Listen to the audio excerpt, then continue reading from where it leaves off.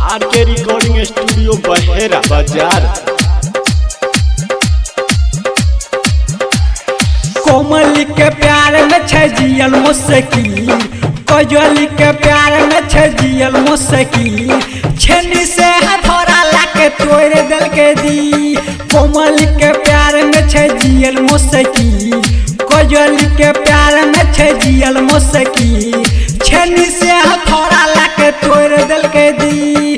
बेवफा के प्यार में छे जियल मुश्किल, जो न गे हाँ हाँ जो न गे बेवफा सलाम, जो न गे बेवफा सलाम, जो न गे हमारा हंसा के दिल का पागल आई रे, प्यार वाला रोग लगा दिल का दिल में आई रे। हाँ हाँ हमारा हंसा के दिल का पागल आई रे, प्यार वाला रोग लगा दिल का दिल में आई रे। चाहे रही है जितना उतना हो छे हमरा फी, चाहे रही है जितना उतना हो छे हमरा फी, छेनी से हथौड़ा लाके तोड़ दिल के दी।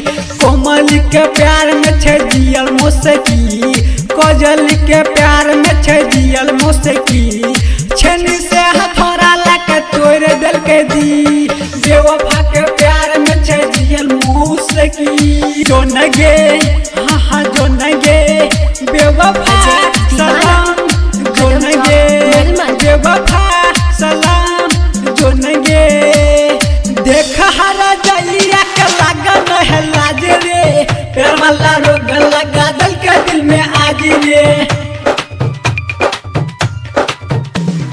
देख हरा जलिया के लगन है लाज रे, प्यार वाला रोग लगा दिल के दिल में आज रे।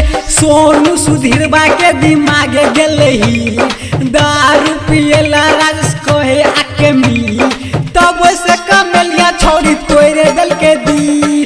कोमल के प्यार में छे जियल मुश्किल, कजल के प्यार